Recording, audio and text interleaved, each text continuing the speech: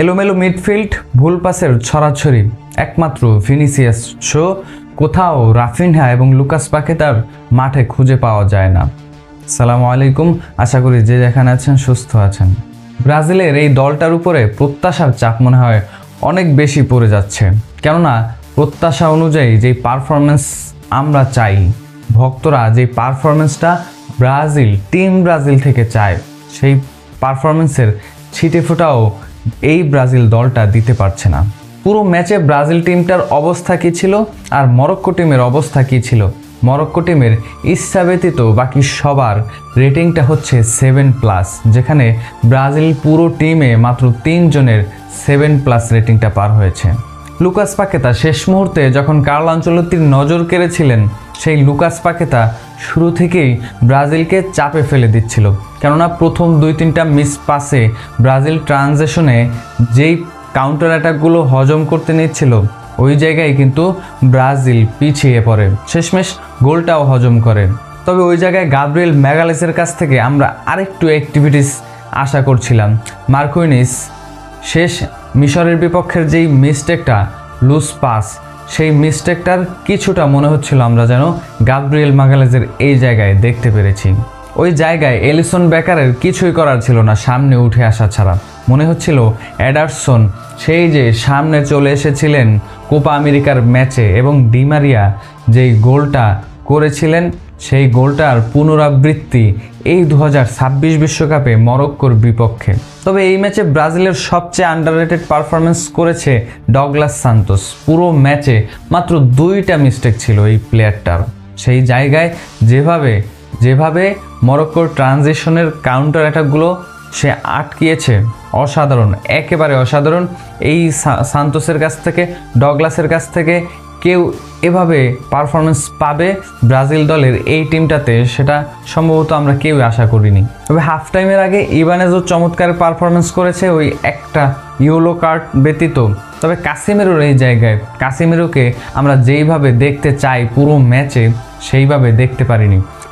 Carlo Ancelotti perfect একটা decision, এই জায়গায় কাসিমেরোকে উঠিয়ে নেওয়া সবচেয়ে পারফেক্ট একটা ডিসিশন ছিল কার্লো আনচেলত্তির কাছ থেকে, কেননা প্রথম হাফে ওরকমের একটা ইয়েলো কার্ড প্লাস মিস্টেকগুলো কাসিমেরোকে আসলে পুরো মাঠে ব্রাজিল মিডফিল্ড শূন্য ছিল এই পুরো ম্যাচটাতে।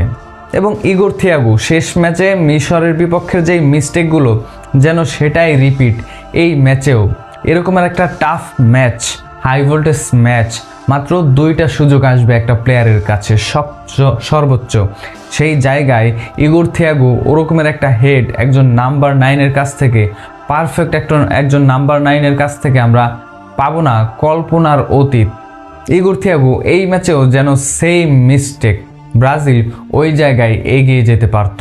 তবে লুকাস পাকেতা পুরো ম্যাচে পারফরমেন্স যেমনই করুক, যেভাবে তিনি হাফ বাইসাইকেল কিকটা নিয়েছিলেন, ওই জায়গায় এই স্কোরটা আসলে ব্রাজিল টিমের পারফরমেন্সটা আরেকটু উন্নতি হতো। পুরো ম্যাচের কন্ট্রোলটা ব্রাজিলের কাছেই থাকতো এবং ব্রাজিল এই ম্যাচের মোমেন্টামটা, কনফিডেন্সটা খুঁজে পেত। তাহলে এই জায়গায় আরেকটু এগিয়ে থাকতো ব্রাজিল টিমটা, কিন্তু সেই জায়গাটা আর হয়ে ওঠেনি। তবে হাফ টাইমের পরে ম্যাথিউস কুনহার ইনক্লুশন এবং লুইস এনরিকে, এই 2টা ইনক্লুশন ম্যাচে ব্রাজিলকে অ্যাটাকিং লাইন আপে আরেকটু স্বাচ্ছন্দ্য এনে দিয়েছে এবং লুইস এনরিকে চমৎকার পারফরমেন্স দিয়েছেন। বিশেষ করে ম্যাথিউস কুনহার একটা লং বল, ভিনি যেভাবে কাউন্টার অ্যাটাকে চমৎকার একটা পারফরমেন্স ছিল, এই বলটা অসাধারণ। এবং রাফিনহা সম্ভবত আরেকটু পাটা যদি আরেকটু বাড়িয়ে দিত, চমৎকার একটা ফিনিশিং পেয়ে যেতাম এবং এই ম্যাচটা আমরা আরও বেশি সামনে এগিয়ে যেতাম। স্কোর লাইনটা 2-1 সম্ভবত শেষ হতো। আসলে এই ম্যাচ নিয়ে কথা বলার মতো অবস্থায় মনে হয় সম্ভবত কেউই নেই। যারা কথা বলবেন ব্রাজিলিয়ান সাপোর্টাররা, তারা কেউই স্বাভাবিক অবস্থায় নাই।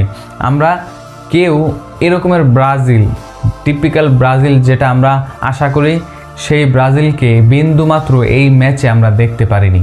তবে শেষ মুহূর্তে মনে হচ্ছিল ব্রাজিল আবার গোল হজম করে কিনা।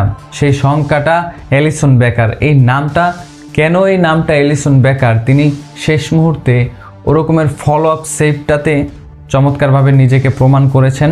তবে ভক্তদের যে আশা ছিল ব্রাজিল এই ম্যাচটা জিতবে, সেই জায়গায় বাস্তবতা হচ্ছে ব্রাজিল এই ম্যাচটা হারতেই পারত, কিন্তু সেখান থেকে বেঁচে ব্রাজিল 1-1 গোলে ড্র করে যে এই ম্যাচে পয়েন্টটা গেইন করতে পেরেছে, সেটাই সম্ভবত ব্রাজিলের বর্তমানে যেই টিমের পারফরমেন্স, সেই টিমের বিবেচনায় এটাই হচ্ছে আমাদের প্রাপ্তি। আর পুরো ম্যাচে প্রাপ্তি হচ্ছে ভিনিসিয়াস জুনিয়র, যেই ভিনিকে আমরা রিয়াল মাদ্রিদে দেখতাম।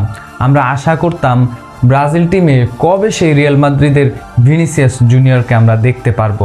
কার্লো আনচেলত্তি ব্রাজিল শিবিরে আসলেন এবং ভিনিকে আমরা ব্রাজিল শিবিরে রিয়াল মাদ্রিদের সেই ভিনিসিয়াসকে দেখতে পেলাম। পরের ম্যাচে সম্ভবত ইগোর থিয়াগো ড্রপ হতে যাচ্ছেন এবং লুকাস পাকেতাও সম্ভবত মেইন একাদশের বাইরে চলে যাবেন, সেই জিনিসটা আমরা দেখতে পারবো। এই দুইজনের পারফরমেন্স যেরকমের ছিল, পরের ম্যাচে সম্ভবত শুরুর একাদশে ম্যাথিউস কুনহা শুরু করবেন, লুকাস পাকেতার জায়গায় হয়তোবা এডারসনও শুরু করতে পারেন। যেই নামটা উইজলির পরিবর্তে স্কোয়াডে জায়গা পেয়েছে, সেই নামটা নেক্সট ম্যাচে আমরা দেখতে পারি। তবে আপনার কি মনে হয় এই ম্যাচে ব্রাজিলের প্রাপ্তিটা কি, কিংবা ব্রাজিলের কোন কোন ভুলগুলো আপনার চোখে সবচেয়ে দৃষ্টিকটু লেগেছে? এবং যদি আপনি একজন ব্রাজিলিয়ান সাপোর্টার হন, এই 1-1 গোলের ড্রতে আপনি কতটা সন্তুষ্ট? কমেন্ট বক্সে আপনার মন্তব্য অবশ্যই জানাবেন।